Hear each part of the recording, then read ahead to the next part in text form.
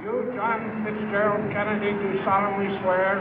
I, John Fitzgerald Kennedy, do solemnly swear. That you will faithfully execute the office of President of the United States. That I will faithfully execute the office of President of the United States. And will, to the best of your ability. And will, to the best of my ability. Preserve, protect, and defend the Constitution of the United States. Preserve, protect, and defend the Constitution of the United States. So help you God. So help me God.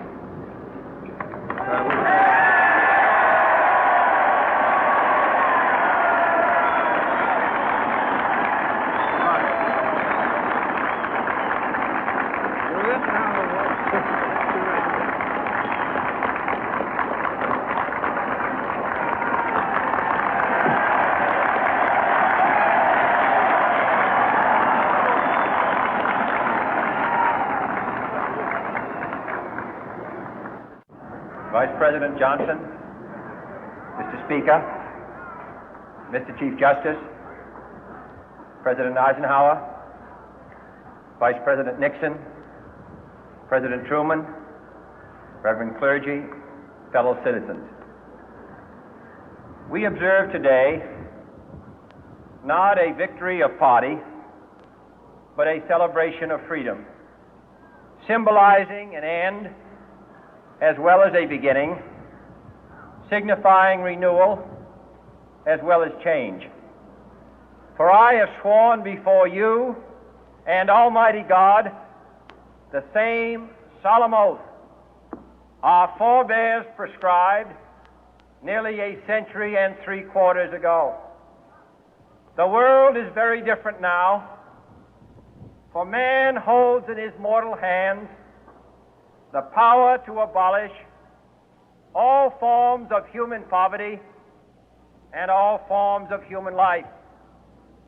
And yet the same revolutionary beliefs for which our forebears fought are still at issue around the globe. The belief that the rights of man come not from the generosity of the state, but from the hand of God.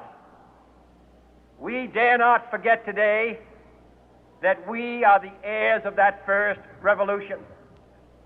Let the word go forth from this time and place to friend and foe alike that the torch has been passed to a new generation of Americans born in this century, tempered by war, disciplined by a hard and bitter peace, proud of our ancient heritage, and unwilling to witness or permit the slow undoing of those human rights to which this nation has always been committed and to which we are committed today at home and around the world.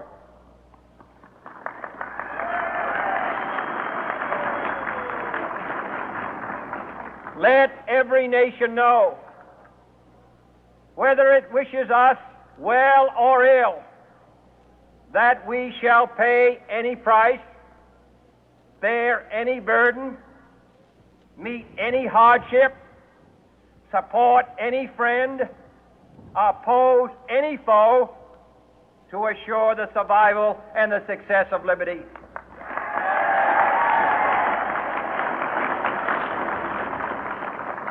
This much we pledge and more.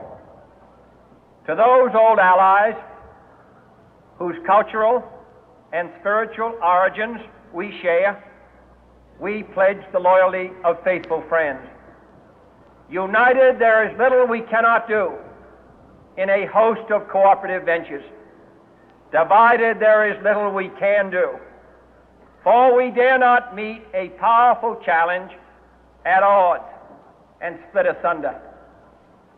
To those new states whom we welcome to the ranks of the free, we pledge our word that one form of colonial control shall not have passed away, merely to be replaced by a far more iron tyranny.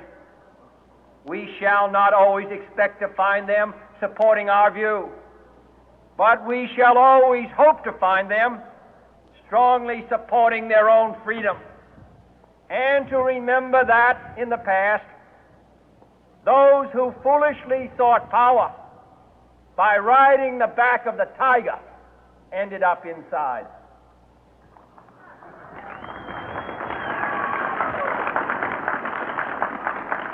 To those people in the huts and villages of half the globe struggling to break the bonds of mass misery, we pledge our best efforts to help them help themselves for whatever period is required, not because the communists may be doing it, not because we seek their votes, but because it is right. If a free society cannot help the many who are poor, it cannot save the few who are rich.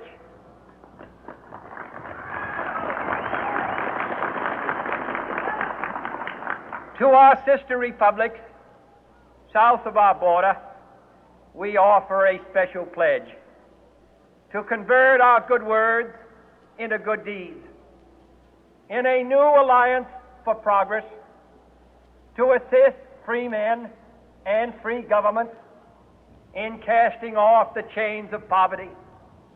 But this peaceful revolution of hope cannot become the prey of hostile powers. Let all our neighbors know that we shall join with them to oppose aggression or subversion anywhere in the Americas. And let every other power know that this hemisphere intends to remain the master of its own house.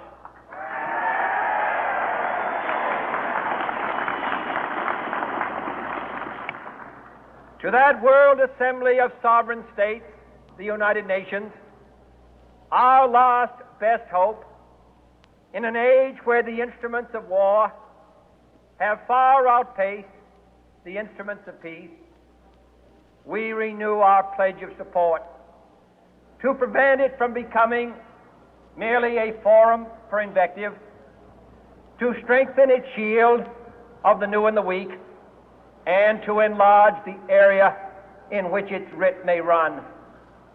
Finally, to those nations who would make themselves our adversary, we offer not a pledge, but a request that both sides begin anew the quest for peace. Before the dark powers of destruction, unleashed by science, engulf all humanity in planned or accidental self-destruction, we dare not tempt them with weakness, for only when our arms are sufficient beyond doubt can we be certain beyond doubt that they will never be employed. But neither can two great and powerful groups of nations take comfort from our present course, both sides overburdened by the cost of modern weapons, both rightly alarmed by the steady spread of the deadly atom, yet both racing to alter that uncertain balance of terror that stays the hand of mankind's final war. So let us begin anew, remembering on both sides that civility is not a sign of weakness, and sincerity is always subject to proof. Let us never negotiate out of fear, but let us never fear to negotiate.